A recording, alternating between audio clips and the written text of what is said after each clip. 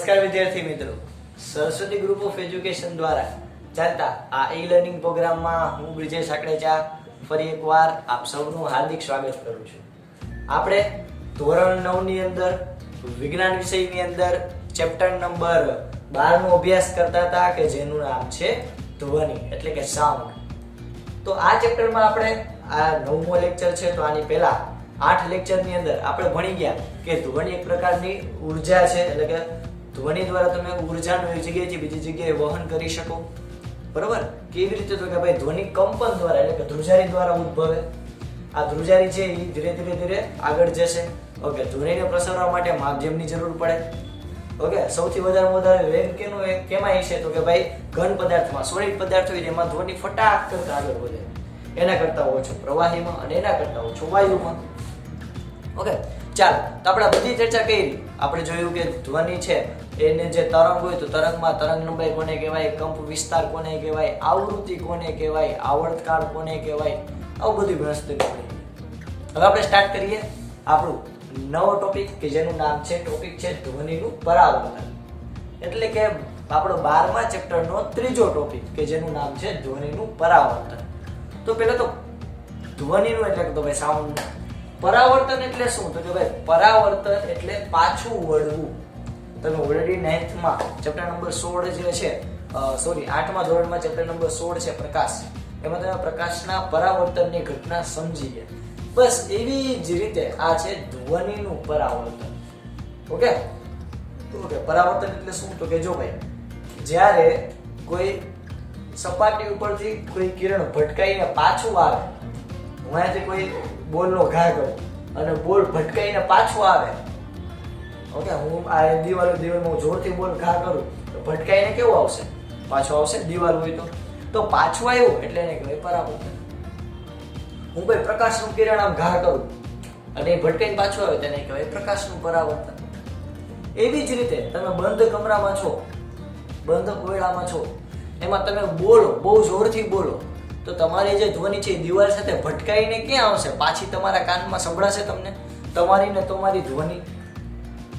Okay, તમે બહુ મોટા સભાખંડમાં, બહુ મોટા હોલ હોય જેમાં તમે એકલા હોય, એમાં પણ તમે જોરથી બૂમ પાડો તો જે ધ્વનિ છે એ કહેવાય કે એની દિવાલ હોય, બરોબર, એ પ્રાર્થના સભા તમે બેઠી હોય અથવા તો કોઈ હોલ હોય તેમાં દિવાલમાં ભટકાઈને ધ્વનિ પાછી આવે તો એને શું કહેવાય? ધ્વનિનું પરાવર્તન. તો ઇન શોર્ટ આયા પરાવર્તન એટલે શું? તો કે કોઈ સપાટી ઉપરથી પાછું વળવું. ઓકે, નોટ કરી લેજો ફટાફટ બુકમાં કે પરાવર્તન એટલે શું? તો કે ભાઈ કોઈ સપાટી ઉપર ભટકાઈને પાછું આવવું. કોઈ સપાટી ઉપર ભટકાય અને પાછું આવવું એને શું કહેવાય? પરાવર્તન. તો ધ્વનિનું પરાવર્તન એટલે શું? તો કે ભાઈ કોઈ સપાટી ઉપરથી ધ્વનિનું તરંગ એટલે કે આપણી જે અવાજ છે એ ભટકાઈને પાછું આવે એટલે આપણે બોલી એને આપણને સંભળાતું હોય એને શું કહેવાય? ધ્વનિનું પરાવર્તન. ઓકે, ચાલો સ્ટાર્ટ કરીએ. તો સૌથી પહેલા 12.3 ધ્વનિનું પરાવર્તન રંગારંગ. ઓકે, પ્રકાશની જેમ ધ્વનિ પણ ઘન, પ્રવાહી અને સપાટી ઉપર પરાવર્તન અનુભવે છે. તો પ્રકાશ જે છે એ જ્યારે જેમ પરાવર્તન અનુભવે છે, મેં તમને કીધું કે પ્રકાશ પરાવર્તન અનુભવે છે એટલે કે લાઇટનું આપણને રિફ્લેક્શન ખબર છે કે કોઈ સપાટી પર પ્રકાશ આપાત કરો તો ભટકાઈને કેવું આવે? પાછું. અને આ પરાવર્તનની ઘટના દ્વારા તમે 8મા ધોરણમાં ભણી ગયા કે આપણે બધી વસ્તુ જોઈ શકીએ છીએ અને જે આપણે 10મામાં પણ એ ડિટેલમાં ભણવાનું છે. બરોબર? ચાલો, તો પ્રકાશની જેમ ધ્વનિ પણ સોલિડ પદાર્થ હોય, સોલિડ એટલે એમ સોલિડ નહીં, ઘન પદાર્થ હોય, પ્રવાહી સપાટી પરથી શું અનુભવે? તો તમે પરાવર્તન અનુભવે છે. પરાવર્તનના 2 નિયમ છે. કયા 2 નિયમ? તો કે ભાઈ આપાત કોણ અને પરાવર્તન કોણ બંને સમાન. સમજો ધ્યાનથી. હું એક મસ્ત મજાની આકૃતિ દોરું છું, તમે ધ્યાનથી એને ઓબ્ઝર્વ કરજો અને પછી તમે મને કહેજો આ બંને નિયમ એમને માનો છે. કે માની લો કે આ કોઈ સપાટી છે. શું છે? તો કે આ કોઈ એક સપાટી છે. હવે આ સપાટી છે એમાં કોઈ ધ્વનિનું તરંગ છે આમ આપાત થયું. આયા ધ્વનિનું તરંગ પડ્યું આ સપાટી, બરોબર? તો આને હું શું કહીશ? તો કે આપાત ધ્વનિ. શું કહીશ છોકરાઓ? આપાત ધ્વનિ.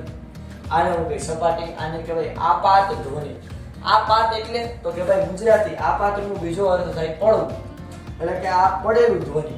એટલે કે હું કોઈ બોલ ઘા કરું, જેને આપણે આવું ગાંઠિયાવાડી ભાષામાં કહે, કોઈ બોલ હું ઘા કરું તો એને શું કહેવાય સાદી ભાષામાં, બીજી લેંગ્વેજમાં, એટલે કે કહી શકાય કે બહુ વ્યવસ્થિત ભાષામાં એવા કોઈ લખાય બોલ ઘા કર્યો, તો એને શું લખે તો કે એને એમ લખાય કે બોલ આપાત કર્યો. આપાત એટલે ઘા કર્યો. અહીંથી આપણે ધ્વનિનું તરંગ ઘા કર્યું, ક્યાં આવ્યા?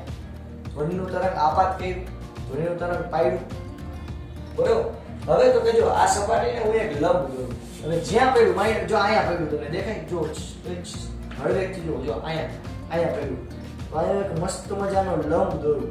ઓકે, લંબ કોને કહેવાય તમે મેથ્સમાં ભણ્યા કે કોઈ સપાટી સાથે કોઈ બીજી સપાટી 90 નો ખૂણો બનાવે તેને શું કહેવાય? લંબ.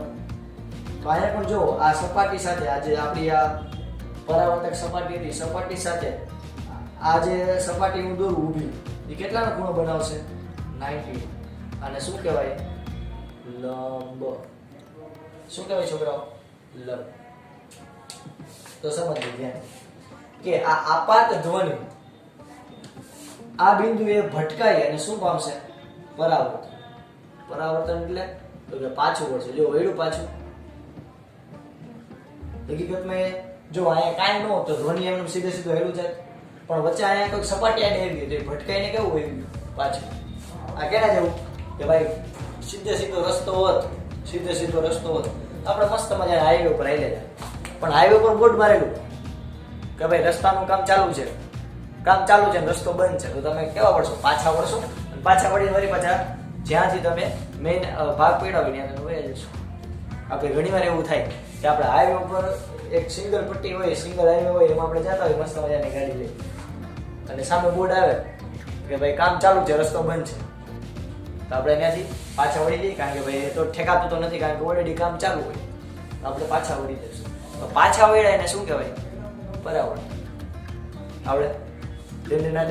ઓકે, તો સમજજો ત્યાંથી ધ્વનિનું પરાવર્તન. તો કે આથી આપાત ધ્વનિ એટલે આ પડ્યું, ક્યાં પડ્યું? તો કે ભાઈ આ બિંદુએ પડ્યું. તો આ જે બિંદુએ પડ્યું એ બિંદુને કહેવાય આપાત બિંદુ. આ બિંદુને શું કહેવાય?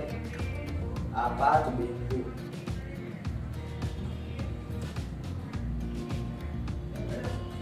શું કહેવાય? આપાત બિંદુ. તો આ છે આપાત ધ્વનિ, આ છે આપાત બિંદુ, આ છે સપાટીને દોરેલો લંબ, અને આ શું છે? પરાવર્તન ધ્વનિ એટલે તો પરાવર્તિત ધ્વનિ. એટલે કે અહીંયાથી કિરણ આવ્યું, જો અહીંયા કાંઈ નહોતું તો બિચારું સીધે આવ્યું જાય, પણ અહીંયા સપાટી વચ્ચે આવી ગઈ એટલે ભટકાઈને કેવું હોય પાછું? આને કહેવાય પરાવર્તિત ધ્વનિ. તો આમ ધ્વનિ પણ છે એ પ્રકાશનું પરાવર્તન અનુભવે છે. હવે તમે કોમન સેન્સ તમે યુઝ કરો, તો હું બોલું અને સામે દિવાલ હોય તો ત્યાંથી ધ્વનિ ભટકાઈને પાછી આવતી હોય કે ન આવતી જોઈએ કે થોડી આર-પાર થઈ જાય. બરોબર? ક્લિયર? ઓકે, તો પ્રકાશની જેમ ધ્વનિ પણ ઘન અને પ્રવાહી સપાટી ઉપર પરાવર્તન અનુભવે છે. બે નિયમો અહીંયા ધ્યાનમાં રહેશે. કયા? તો કે ભાઈ આપાત કોણ અને પરાવર્તન કોણ બંને કેવા છે? સરખા.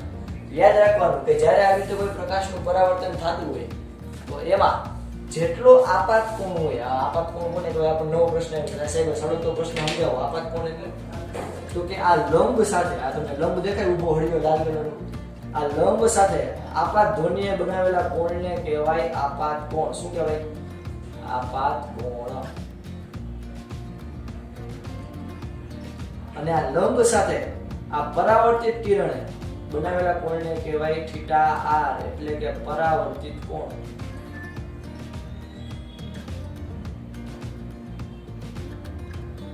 શું કહેવાય? પરાવર્તિત કોણ. તો યાદ રાખવાનું કે બે નિયમ છે. પહેલો નિયમ શું? તો કે હંમેશા યાદ રાખવાનું પરાવર્તનમાં theta i equal to theta r, એટલે કે ભાઈ જેટલો આપાત કોણ હોય એટલો જ પરાવર્તન કોણ હોય. હવે એ સમજો, હું તમને સમજાવું. તમે એકદમ સીધો બોલ ઘા કરશો તો સીધો પાછો પડશે. તમે આમ ઉપરથી ઘા કરશો, આમ જોજો તમે ઉપરથી આમ ઘા કરો તો બોલ અહીંયા માની લો સપાટી છે, ઓકે અહીંયા માની લો સપાટી છે, તો તમે બોલ આમ ઘા કર્યો તો આમ ભટકાઈને નીચે જશે. તો જેટલો આપાત કરો એટલો પરાવર્તન કોણ. તમે સીધો નાખશો તો સીધો પાછો જશે. ઓકે, તો જેટલો આપાત કોણ એટલો જ પરાવર્તન કોણ. બીજું તો કે ભાઈ આ આપાત ધ્વનિ, આ પરાવર્તિત ધ્વનિ, આ સપાટીને દોરેલો લંબ, આ ત્રણેય ક્યાં હોય? એટલે કે આ ત્રિશુલ જેવી રચના હોય. જો આ આપાત ધ્વનિ, આ પરાવર્તિત ધ્વનિ અને આ સપાટીને દોરેલો લંબ, આ ત્રણેય ક્યાં? તો કે આ ત્રણેય ભાઈ એક જ સમતલમાં આવેલા હોય. ઓબિયસ વાત છે ને ભાઈ, એક જ સપાટી પર આવેલા હોય. એક જ સમતલમાં આવેલા હોય, એક જ સપાટીમાં આવેલા. લ્યો, કાંઈ નવું નથી ભાઈ, ચંપુ જેવું. ઓકે, ઝોમ્બીની ગેમ રમતા પ્રકાશની જેમ ધ્વનિ પણ ઘન પ્રવાહી સપાટી પરથી પરાવર્તન અનુભવે છે. બે નિયમ તો કે આપાત કોણ એટલો જ પરાવર્તન કોણ, એટલે કે θ r = θ r. બીજું, આપાત ધ્વનિ, પરાવર્તિત ધ્વનિ અને આપાત બિંદુએ સપાટીને દોરેલો લંબ, આ બધે ક્યાં છે? એક જ સપાટી. આવડી જાય છોકરાઓ? બરાબર. તો આને કહેવાય ધ્વનિનું પરાવર્તન. ઓકે, જો આપણે મસ્ત મજાની એક્ટિવિટી કરીએ. આ તમને જો ઇમેજની અંદર એક આખું સેટઅપ દેખાતું હશે, એવી રીતે તમે ક્યારેક ઓબ્ઝર્વ કરો કે કોઈ એક બાજુ ઘડિયાળ રાખો અને જે આકૃતિમાં દર્શાવે એ મુજબ તમે પાઇપ રાખો, અને પછી તમે ધ્યાનથી જુઓ કે તમને બીજા છેડે તમને જે ઘડિયાળનો ટીક ટીક અવાજ છે એ તમને સંભળાય છે. જોવું જોઈએ અવાજ જે ટીક ટીક સંભળાય છે કે ઠીક ઠીક સંભળાય છે. બરાબર. હવે આવી ઘણી બધી પરાવર્તનની એક્ટિવિટી તમે કરી શકો. ચાલો હવે આપણે સ્ટાર્ટ કરીએ નવો ટોપિક, એટલે કે મસ્ત મજાનો પ્રશ્ન તમને પૂછાઈ શકાય, 3 માર્કમાં પૂછાય. શું? તો કે જેનું નામ છે પડઘો. આપણે ઘણી બધી વાર આપણે રોજિંદા જીવનમાં આ શબ્દ સાંભળેલો હશે, પડઘો. ઓકે, ઘણી વાર એમ કહેતા હોય બહુ પડઘા પડે, અહીંયા નો રવાય. ઓકે, તમે ઘણી વાર કોઈ સભામાં જાવ તો ત્યાં કોઈ બોલો ને એમ કે ભાઈ અહીંયા તો બહુ પડઘા પડે, અહીંયા તો નો મજા આવે બોલવાની. તો પડઘો એટલે શું? નામ બહુ વિચિત્ર લાગે, પડઘો. હવે આ કઈ ઘો છે? તો તમે પડઘો છે ના. પડઘો એટલે શું? તો કે ભાઈ કોઈ મોટા ઓરડા કે સભાખંડમાં, કોઈ મોટા ઓરડા એટલે કે બહુ મોટો રૂમ હોય, અથવા તો કોઈ સભાખંડમાં એટલે કે બહુ મોટો હોલ હોય, પછી લગ્ન પ્રસંગ હોય તો પણ ભલે, બરોબર, કે કહી શકાય કે કોઈ પણ પ્રકારની એક્ટિવિટીનો કોઈ એવો હોલ હોય તો પણ ભલે. એ સભાખંડ એટલે કે જ્યાં વધારે વ્યક્તિઓ ભેગા થતા હોય, એ કોઈ મોટા ઓરડા કે સભાખંડમાં કોઈ વ્યક્તિ જોરથી બૂમ પાડે તો આપણને તેનો મૂળ ધ્વનિ પહેલા સંભળાય અને પરાવર્તિત ધ્વનિ પછી સંભળાય. આ પરાવર્તિત ધ્વનિને શું કહેવાય? પડઘો. તો તમે ઘણી વાર પ્રવચન સાંભળ્યા હોય, બહુ મોટા એવા મંડપમાં ગયા હોય, બહુ મોટી એવી સભામાં ગયા હોય, તો ત્યાં કોઈ પણ મહારાજ હોય કે કોઈ વ્યક્તિ હોય, કોઈ નેતા હોય, તો એ બોલશે, એ પણ સંભળાશે. થોડીક વાર પછી તમને બીજો અવાજ સંભળાય. આપણને પ્રશ્ન થાય કે બે અવાજ ક્યાં થયા? બે વાર બોલ્યા મદનિયું. તો એ બીજો અવાજ કેને લીધે તમને સંભળે? તો કે ભાઈ પડઘાને લીધે. ઓકે, એટલે કોઈ મોટા ઓરડા કે સભાખંડમાં કોઈ વ્યક્તિ જોરથી બૂમ પાડે, તો આપણને એનો મૂળ ધ્વનિ સંભળાય, એટલે કે આપણને પહેલા એ બોલે એ સંભળાય, અને પછી જેને બૂમ પાડી હોય અને કોઈ જે સભાખંડની દીવાલ હોય એમાંથી ભટકાઈને ધ્વનિ તમને બીજી વાર સંભળાય. એટલે કેવું થાય? તો કે જો કોઈ વ્યક્તિ આમ બોલે કે ઓ ભાઈ, તો અહીંયાથી પણ એક તમને ધ્વનિ આવે. થોડીક વાર પછી એ જ ઘણી બધી ધ્વનિ આમ નીકળી હોય, એ ધ્વનિ દિવાલ ઉપર ભટકાઈને ફરી પાછા તમારા કાન ઉપર આવે. એ ઘટનાને શું કહેવાય? પડઘો. ઓકે, એટલે કોઈ મોટા ઓરડા કે સભાખંડમાં કોઈ વ્યક્તિ જોરથી બૂમ પાડે તો આપણને એની જે મૂળ ધ્વનિ હોય, એટલે કે જે એનો અવાજ હોય, જે બોલ્યા હોય, એ પહેલા સંભળાય, અને થોડીક વાર પછી બીજો અવાજ સંભળાય. તમે ઘણી વાર એવું જોયું છે કે તમે કોઈ મોટા કહેવાય કે ખુલ્લા ક્ષેત્રમાં ગયા હોય, પહાડની ટોચ ઉપર ને ત્યાં જોરથી તમે કોઈ વસ્તુ બોલો ઓય, તો આપણને 2-3 વાર સંભળાય ઓય ઓય ઓય. એનું કારણ શું? તો તમે એક જ વાર બોલ્યા ઓય, તો એ તમને સંભળાય, તમારો મૂળ ધ્વનિ. હવે તમે જેવું ઓય બોલ્યા એટલે જે પર્વત હોય ફોર એક્ઝામ્પલ, તો પર્વતની ખીણમાંથી અવાજ પાછો આવતો હોય, એટલે કે એ ખીણમાં જઈ અને પરાવર્તન પામી, આ પરાવર્તન પામી અને અવાજ કેવો આવતો હોય? પાછો આવતો હોય, તો પાછો તમને સંભળાય. એવી રીતે બીજી બાજુ તમને થઈ એટલે તમને એવું સંભળાય ઓય ઓય ઓય. ઘણી વાર તમે એવું માઇક સેટિંગ કરતા હોય, તમે ટેસ્ટિંગ કરતા હોય, તમે જોઈશ હાલો હાલો હાલો, તો એ હાલો હાલો તો કે હાલો તો ભાઈ એક જ વાર બોલ્યો, બધી વખતે કે આપણે હાલવાનું નહીં થઈ જવાનું. હાલો એટલે તો કે પહેલી વાર બોલ્યો, જે મૂળ ધ્વનિ હોય કોઈ વ્યક્તિ પહેલી વાર બોલ્યો હાલો, પણ એની અંદર સેટિંગ એવી રીતે કરેલું છે કે તમને પડઘો સંભળાય. એટલે જોજો તમે કોઈ લગ્ન પ્રસંગમાં કે કોઈ પણ સભાખંડમાં કે કોઈ નેતાના ભાષણમાં ગયો હાલો હાલો હાલો ચેક ચેક ચેક, એવું તમને સમજાય. તો પડઘો એટલે શું? તો કે ભાઈ મૂળ ધ્વનિ એટલે કે કોઈ જે શ્રોતા જે બોલનાર છે એ બોલ્યો છે એ પણ સંભળાય, અને પરાવર્તનને કારણે, ધ્વનિના પરાવર્તનને કારણે બીજી વાર તમને એને અવાજ સંભળાતા રહે થોડીક વાર પૂરતું. એને શું કહેવાય? પડઘો. બરાબર? એટલે હજી એકવાર આપણે જોઈએ, કોઈ મોટા ઓરડા કે સભાખંડમાં કોઈ વ્યક્તિ જોરથી બૂમ પાડે તો આપણને તેનો મૂળ ધ્વનિ પહેલા સંભળાય અને પરાવર્તિત ધ્વનિ પછી સંભળાય. તો આ પરાવર્તિત ધ્વનિને પણ શું કહેવાય? પડઘો. ઓકે, પડઘા માટેની શરત, કારણ કે આ પડઘો કાંઈ દર વખતે આપણે જોવું પડે. તમે રોડમાં ગમે બોલો હોય ભાઈ તો કઈ બધાને સંભળાય નહીં. અત્યારે હું તમારી સામે બોલું છું, તમને કઈ પડઘો સંભળાય? મારા 2-3 અવાજ સંભળાય તો તમને ભાઈ લેક્ચર કરવાની મજા ન આવે. ચોખ્ખી વાત છે, બરાબર? તો દર વખતે કેમ પડઘો ઉત્પન્ન નથી થતો? તો એનો મતલબ એમ કે પડઘા માટેની કંઈક શરત હશે.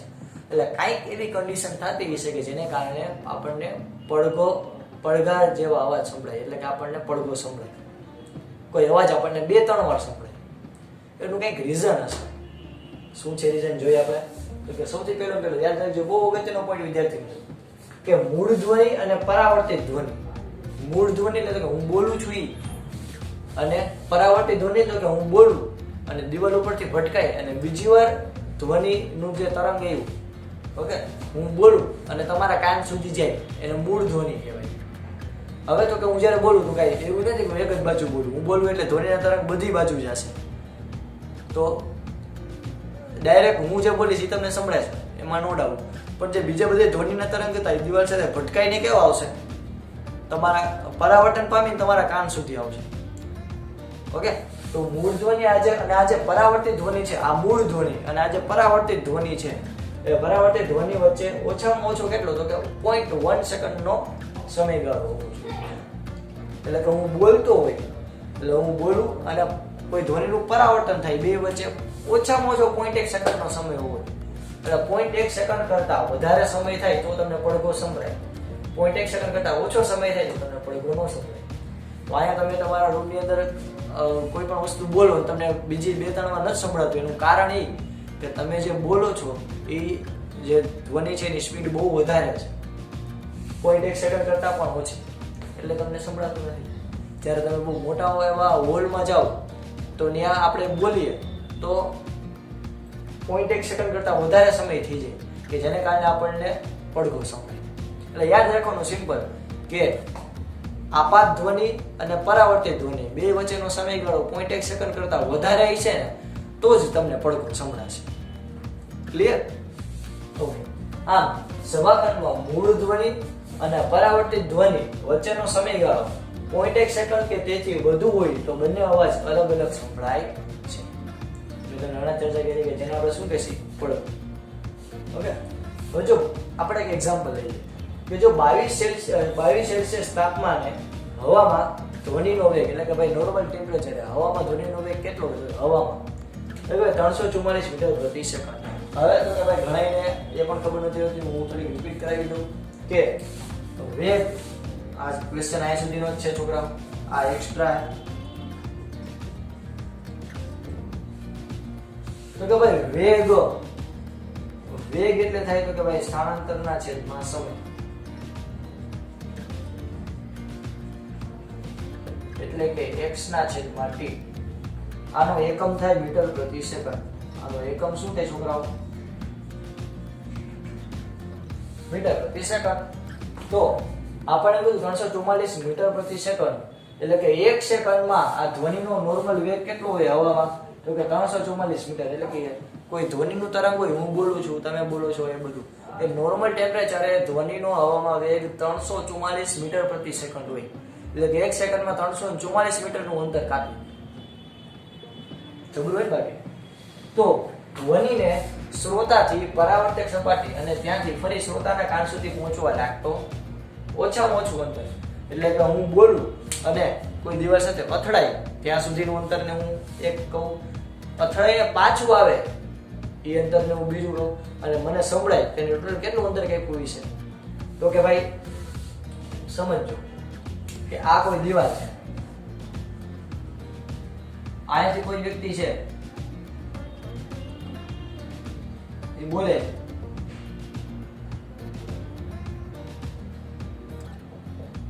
આપણે અલગ માર્કરથી દર્શાવી.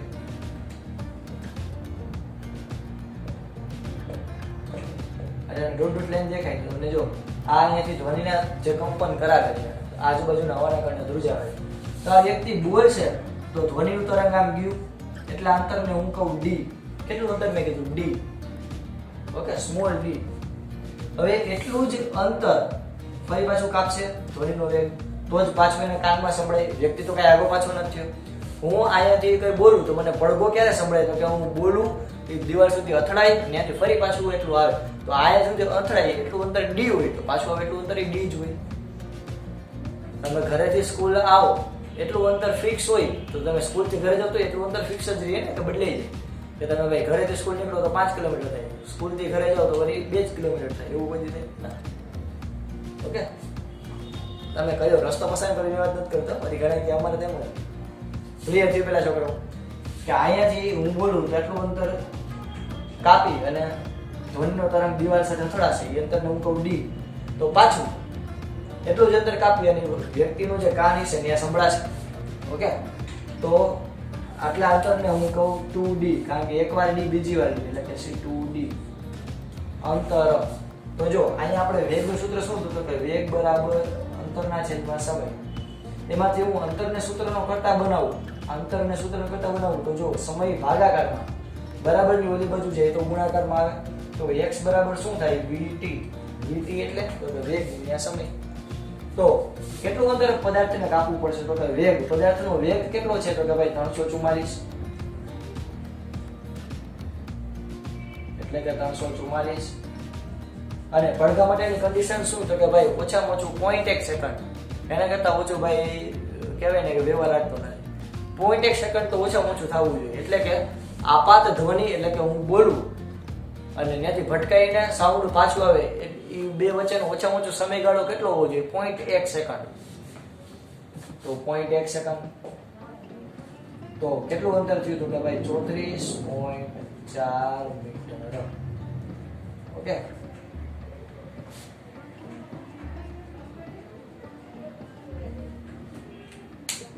તો આના ઉપરથી આપણે એવું કહી શકીએ છોકરાઓ કે પડઘા ઉત્પન્ન કરવા માટે ઓછામાં ઓછું શ્રોતા અને દિવાલ વચ્ચે કેટલું અંતર હોવું જોઈએ? હવામાં જો વેગ 344 મીટર પ્રતિ સેકન્ડ હોય તો શ્રોતા અને દિવાલ વચ્ચે ઓછામાં ઓછું 34.4 મીટરનું અંતર હોવું જોઈએ. ઓકે, આટલે 34.4 મીટરનું અંતર હોય ને તો તમને ચોખ્ખો પડઘો સંભળાય, એટલે કે તમારો તમને 1-2 વાર સંભળાય. બરોબર, આટલું હોવું જોઈએ. તો તમને પ્રશ્ન થાય સાહેબ તો આ એકવાર d કરી દો, સિમ્પલ d ભાગ્યા 2, એટલે કે આ d બાય 2 કરું તો 34.4 સોરી 2d બરાબર 34.4 છે, તેને હું d બરાબર કેટલું થાય? 17.2 મીટર. એટલે કે દિવાલ અને શ્રોતા વચ્ચેનું અંતર, આ બે વચ્ચેનું અંતર હોવું જોઈએ 17.2 મીટર. અને ટોટલ કેટલું અંતર થવું જોઈએ? 34.4.